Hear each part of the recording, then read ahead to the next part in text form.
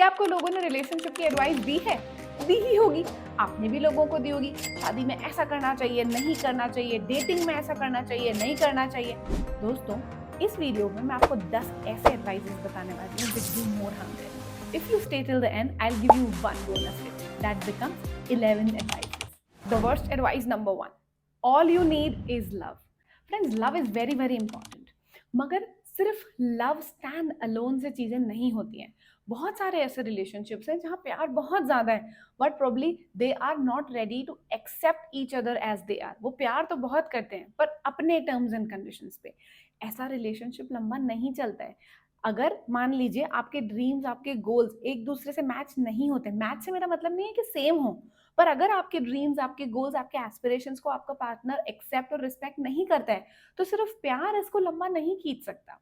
अगर आपके वैल्यूज जो सिस्टम्स हैं वो क्लैश करते हैं, अगर आप कम्युनिकेट अच्छे से नहीं कर पाते हो, आप बहुत प्यार करते हो पर अगर आपका कम्युनिकेशन अच्छा नहीं है, तो ये रिश्ता बहुत लंबा नहीं चलेगा। So if you have this in mind कि all you need is love, somebody had better compatibility, somebody had chemistry, this and that, but यहाँ तो प्यार है। So love is important, most important, but it is not all that you need. You need lot of other things like respect, good communication, acceptance, and a lot more. So अगर प्यार के भरोसे हम लेके चल दिए हैं, तो आप ये एनालाइज करिए कि क्या ये रिश्ता सिर्फ प्यार के भरोसे है? अगर नहीं, तो ऐसे कौन से और एस्पेक्ट्स हैं? क्योंकि जब हम प्यार के भरोसे हो जाते हैं, तो हम दूसरे एस्पेक्ट्स को देखते ही नहीं है। So love is not all you need. You need lot of other things as well. Advice number 2. Just be yourself and everything is going to work out. And this does not happen. See, पहली बात तो हम देखें कि अगर relationship को हम side में भी हटाएं, so we are evolving every day. चाहे वो नेगेटिव हो या पॉजिटिव हो, but we are changing every moment, every hour we are a new person. इस वीडियो को देखने के बाद आप एक अलग इंसान होंगे। सो कई बार जब बोला था जस्ट बी योर सेल्फ और वैसे की वैसे आपको एक्सेप्ट कर लिया जाएगा तो रिश्ता चलेगा, तो ऐसा नहीं होता है। इन फैक्ट आप समझिए कि आप स्कूल में थे, now you went to a good college, you went to a business college. Will you be the same person you were in the school? You have to be somebody else. You have to upgrade, you have to understand. और रिश्ते, as per my understanding being a relationship coach, I feel कि रिश्ते हमें और निखारने बनाने के लिए आते हैं, और जो हमारे अंदर फ्लॉज होते हैं, हमारे रिलेशनशिप या हमारे पार्टनर उसको मिरर करते हैं। So if you just be yourself and you be very rigid about being yourself, then relationship are not going to work.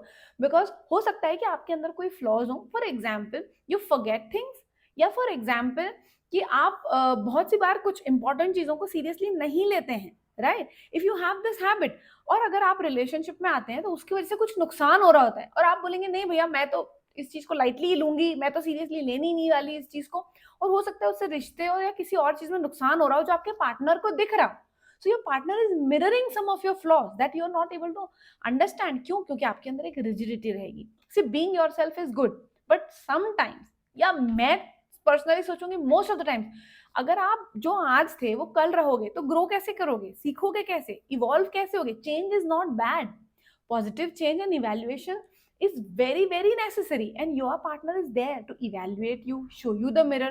So just being yourself and being very rigid ये काम नहीं करता है। In fact आप अगर ऐसा करते हो तो एनालाइज करो, और अगर आपके पार्टनर ऐसा करते हैं तो भी आप एनालाइज करो, क्योंकि कहीं ना कहीं हर रिश्ते में, this is not about love relationship और मैरिज एंड पार्टनर, हर रिलेशनशिप में you need to evolve and change and upgrade. और रिलेशनशिप बहुत अच्छा एक मौका होता है उस चीज को देखने का। बट अगर हम ये एडवाइस को बिलीव करते हैं, हम वैसे देखेंगे ही नहीं, हमारा पर्सपेक्टिव भी रिजिड हो जाएगा और हम भी रिजिड हो जाएंगे। So being yourself is good, but evolving yourself is better. Advice number 3. Physical intimacy और sex is going to solve all your problems. This never happens. See, physical intimacy is a part of a relationship. It's not the whole. And maybe when you are facing problem, so you might be blindfolded. या हो सकता है किसी के रिश्ते में इस चीज से चीजों में थोड़ा सुधार आया हो और वो आपको ऐसा बता रहे हैं। See, relationship stands on lot of pillars, right? And physical intimacy is though very important, but one of them. So you cannot rely on one thing.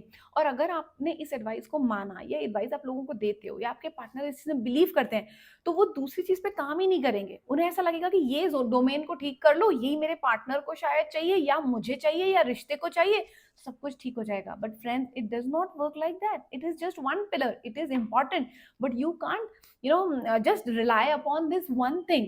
You have to focus on other areas of the relationships as well. Advice number 4, you should stay together just for the sake of kids. मैं आपको बच्चों का aspect बताती हूँ। Kids need mother father और एक अच्छा relationship. आप गौर फरमाइएगा यहाँ पे, मदर फादर एंड एक अच्छा रिलेशनशिप। अगर मदर है फादर है अच्छा रिलेशनशिप नहीं है तो बच्चे पे बुरा असर पड़ता ही है, दैट इज 100%। और रिलेशनशिप को लेके जो उसकी साइकोलॉजी, उसकी जो कंडीशनिंग, उसकी जो इमेज बनती है कि love relationship, partner relationship, life partner relationship कैसा होता है, वो एक बैड इंप्रेशन पड़ता है। और कई बार, मैक्सिमम बार इनफैक्ट इंडियन सोसाइटीज में, तो at least I have seen with my clients as well, कि हम बच्चों के लिए साथ रहते हैं कि एटलीस्ट हम साथ तो हैं, बट बच्चे सिर्फ आपकी फाइट नहीं देख रहे हैं, फाइट को आप छुपा लोगे, बट आपकी एनर्जी, आपके वाइब्रेशन सबसे ज्यादा अगर इस दुनिया में कोई समझता है तो आपके बच्चे हैं। तो अगर ऐसा रिश्ता जो सिर्फ बच्चे मात्र के लिए साथ रहा जा रहा है तो वो लंबा नहीं चलेगा।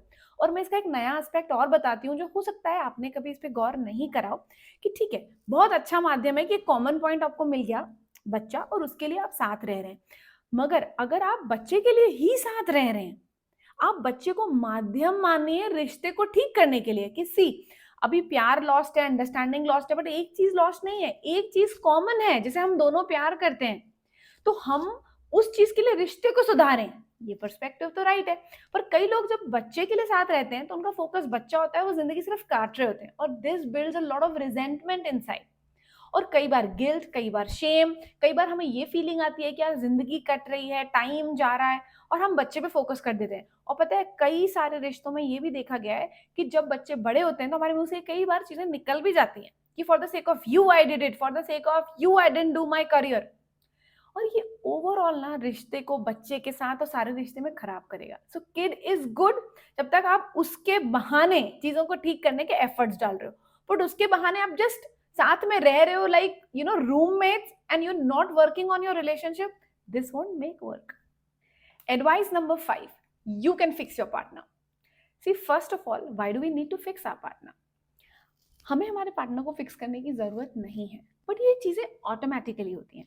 सी जब हम किसी रिलेशनशिप में आते हैं, हमारी शादी होती है, हम सीरियस रिलेशनशिप में आते हैं, हम किसी को डेट कर रहे होते हैं, हमसे प्यार कर रहे होते हैं, तब हम चाहते हैं उसका अच्छा, और हमारी ज़िंदगी में जो कुछ बिलीफ सिस्टम्स और कंडीशनिंग्स हैं उसके हिसाब से हमें लगता है कि ये चीज़ें अच्छी हैं, ये चीज़ें खराब हैं।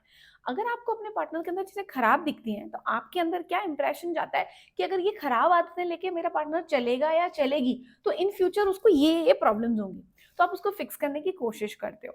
और कई बार ये बहुत अच्छा है, लाइक अगर आप अपने पार्टनर को उसके फ्लॉज बताओ, इनफैक्ट उन चीज़ों को फिक्स करने में हेल्प करो, तो बहुत अच्छी बात है। मगर कई बार इस फिक्सेशन के चक्कर में हम सामने वाले को और प्रताड़ित या परेशान करके छोड़ देते हैं। सामने वाले को लगता है कि मेरे अंदर बहुत बड़ी खामियां हैं, सामने वाले का सेल्फ एस्टीम कम हो जाता है। So what you have to do here is कि you don't have to fix it, या you don't have to expect कि मेरा पार्टनर मुझे ठीक कर देगा, या मेरी ये प्रॉब्लम है, मेरी जिंदगी की प्रॉब्लम है, तो मेरा पार्टनर उसको ठीक करे। ये एक सबकॉन्शियस एक्सपेक्टेशन बहुत सी लोगों की होती है, और बहुत से लोग ये जिम्मेदारी भी उठा लेते हैं, स्पेशली गर्ल्स, कि नहीं I will wear this apron पहने और लगे हैं टूल्स लेके। It is good to do, but what you have to do I will tell you instead. अगर आपको कुछ फिक्सेशन करना है, so directly fixing your partner, talk to your partner about it. अगर आपका रिलेशनशिप कम्युनिकेशन को इतना ब्यूटिफुली हार्ड कम्युनिकेशन अलाउ नहीं करता है, then I as a relationship would suggest you कि you try to create an environment in your house जहां पे उनको वो रियलाइजेशन और फिक्सेशन अच्छा लगे। पर बस by the sake of this कि भैया आपका पार्टनर आपको फिक्स कर देगा या आप आपके पार्टनर को फिक्स कर दोगे और रिश्ता चल जाएगा, ऐसा नहीं होगा। और कई बार ये जो फिक्सिंग के टूल्स लेके हम घूमते हैं और हमारा पार्टनर रिसेप्टिव नहीं होता है, यानी जिस चीज को हम ठीक करने की कोशिश कर रहे होते हैं उस पर वो रेसिप्रोकेट नहीं कर रहा है, हम वहां गुस्सा हो जाते हैं, हमें बुरा लग जाता है, और ये छोटी सी चीज सुनने में लग रही है पर ये सालों चलती है और बहुत सारा बैर पैदा कर देती है, बहुत सारे इमोशनल वुंड्स पैदा कर देती है। तो वो मुझे फिक्स कर दे, मैं उसे फिक्स कर दूं, इस चीज से बाहर आना पड़ेगा। और हमें ये देखना पड़ेगा कि हम एक दूसरे के लिए वो एनवायरनमेंट क्रिएट करें जहां पे चेंज हो, हम वो एनवायरनमेंट क्रिएट करें जहां हम कम्युनिकेशन अच्छे से कर पाएं, और हम अपनी जिम्मेदारी खुद लें रादर देन अपने पार्टनर की जिम्मेदारी लेने से। एडवाइस नंबर 6, हम बहुत सी बार सुनते हैं कि अगर आपके पार्टनर जेलस फील कर रहे हैं किसी चीज को लेकर, बहुत पॉजेसिव या इनसिक्योर फील कर रहे हैं, तो this is a good relationship. See friends, feeling possessive और फीलिंग दैट अपनापन for your partner is good, but अगर आपके पार्टनर के अंदर जेलसी की भावना आ रही है और इनसिक्योरिटी की भावना आ रही है, तो it is something to work upon, because trust is very important in a relationship. और अगर जेलसी की फीलिंग आएगी या इनसिक्योरिटी की फीलिंग आएगी, तो ये एक ट्रस्ट और रिस्पेक्ट, ये दो बहुत इंपॉर्टेंट एस्पेक्ट जो रिलेशनशिप के, उनको डिस्टर्ब करेगी, उनको शेक करेगी। तो अगर आपको ये महसूस हो रहा है कि आपके पार्टनर ओवर पॉजेसिव हैं या इनसिक्योर हैं या पॉजेसिव हैं, तो rather than being very happy about it कि my relationship is going so well, my partner is jealous of me, my friends or my success, rather you should think about solving this. ऐसा नहीं होना चाहिए. Your partner should be proud rather than jealous of you. Advice number 7. हम सुनते हैं कि opposites attract. तो जो लोग बहुत ही ज्यादा ऑपोजिट टाइप के नेचर के होते हैं, मे बी वो संग में बहुत अच्छे से रहते हैं, या जो बहुत ही सेम सेम होते हैं वो साथ में अच्छे से रहते हैं, बट ऐसा नहीं है. हमारे अंदर कुछ सिमिलैरिटीज होंगी और कुछ चीजें हम ऑपोजिट होंगे. अगर कई बार ये सुनने में आता है कि पार्टनर्स बोलते हैं कि हम लोग बहुत अलग हैं तो हम साथ में कैसे रहेंगे, ऐसा नहीं है कि हम कंपैटिबिलिटी उन लोगों की नहीं होती है. या कई बार ऐसा कहा जाता है कि नहीं, अगर ये सेम फील्ड के या सेम थॉट प्रोसेस के लोग रहेंगे तो क्लैश होगा, तो ऐसा भी नहीं है. ये सिर्फ एक पर्सनल माइंडसेट और रिलेशनशिप में कैसी केमिस्ट्री है उस पर निर्भर करता है. कई लोग सेम फील्ड के होते हैं और साथ में बहुत ग्रो करते हैं, एक दूसरे के चॉइसेस को समझते हैं और उनको एलिवेट कर पाते हैं, because they come from the same choices, same hobbies and same dimensions. जैसे समझ लीजिए दोनों पार्टनर्स स्पोर्ट्स फील्ड के हैं, तो वो एक दूसरे को समझेंगे rather than एक दूसरे को कट करेंगे. This just depends on the mindset.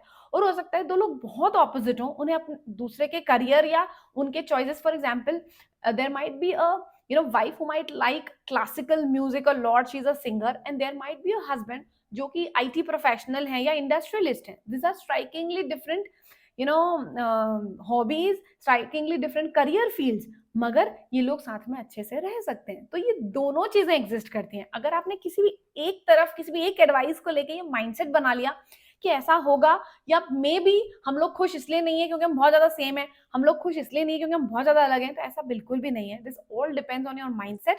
अगर ऐसे कुछ डिफरेंसेस या सिमिलैरिटीज को लेके थॉट्स आपके दिमाग में हैं, तो आज बैठिए और विचार करिए कि किन चीजों में हम सेम हैं, और जिसमें हम सेम है तो लेट्स सेलिब्रेट दैट, उनको मिलके उसमें आगे बढ़ते हैं. और जिसमें हम अलग हैं तो हम एक दूसरे की चीजों को सेलिब्रेट करते हैं. Advice number 8. Don't bring past issues, just move on. See, bringing past issues and wounds might be hurting, पर बहुत सारी बार अगर हम पास्ट इश्यूज को अनरिजॉल्व छोड़ देते हैं तो it hurts more. So moving on is good, but you should resolve things and then move on. और जरूरी नहीं है कि ये रिजोल्यूशन इमीडिएटली हो, ये रिजोल्यूशन थोड़ा सा लेटर हो सकता है, और जरूरी नहीं है. दिस इज इंपॉर्टेंट पॉइंट, यहाँ ध्यान दीजिए आप. दिस इज नॉट कि आप रिजोल्यूशन जो है वो दोनों का मिलके हो. कई बार चीजें इंडिविजुअली भी रिजॉल्व हो सकती हैं. फॉर एग्जाम्पल कि अगर आपके और आपके पार्टनर की कोई बहुत बड़ी लड़ाई हुई है, पर आप इस चीज पे बात नहीं कर पा रहे हो, you are not able to do the hard talks. So what you can do कि आप अपने लेवल पे फॉरगिविंग और रिजोल्यूशन करो, सो दैट आप हल्के हो जाओ. आप अपने लेवल पे इसको रिलीज करो. आप किसी मेंटोर, किसी थेरेपिस्ट की हेल्प से उस चीज को रिजॉल्व करो, अगर वो अपने पार्टनर के साथ नहीं कर पा रहे हो. So moving on with the baggage is not at all good. Moving on is good, but moving with the baggage is not good. So resolve नहीं करना चीजों को,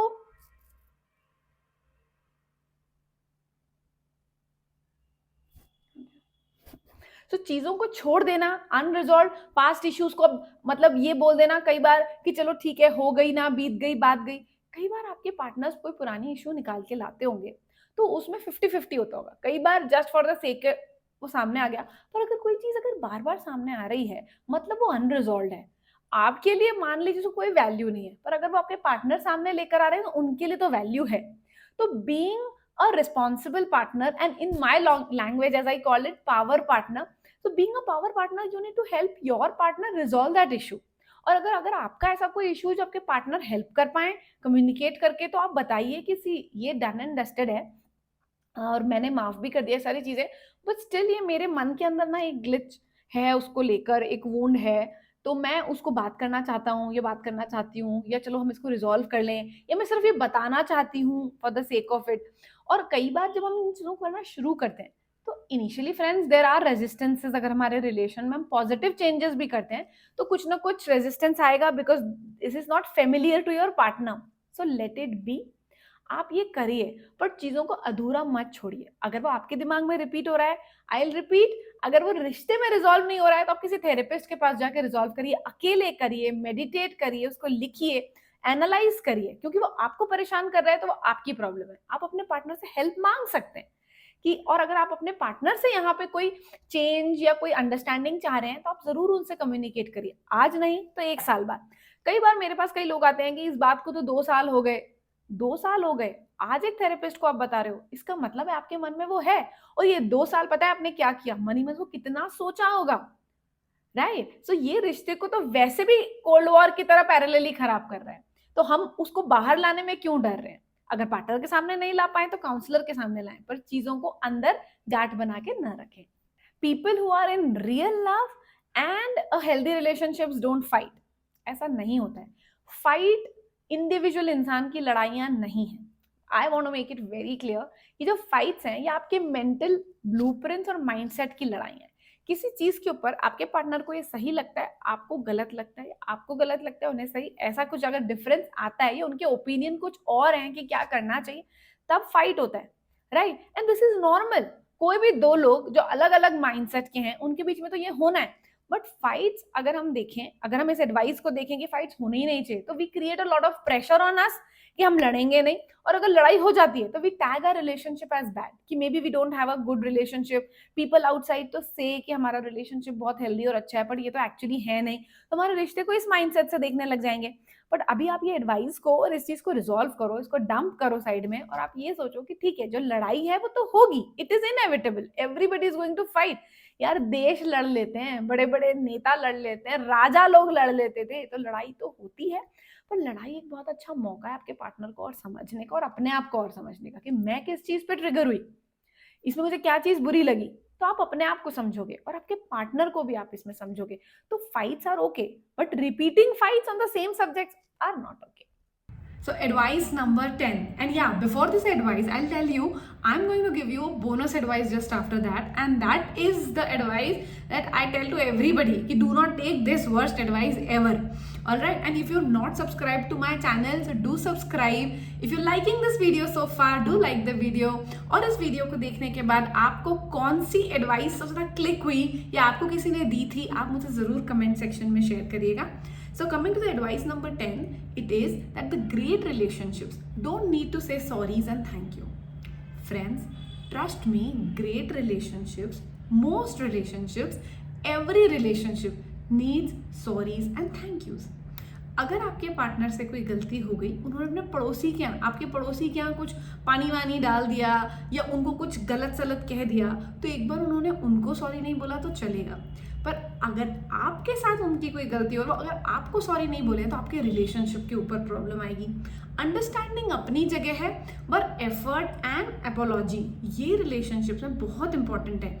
और अगर आपके पार्टनर आपके लिए कुछ करते हैं, आप उनके लिए कुछ करते हो, तो आपको पता ही होगा कि अगर वो एक्नॉलेज करते हैं उस चीज़ को, हम उस चीज़ को एक्नॉलेज करते हैं, थैंक यू बोलते हैं, ग्रैटिट्यूड देते हैं, तो कितना अच्छा लगता है।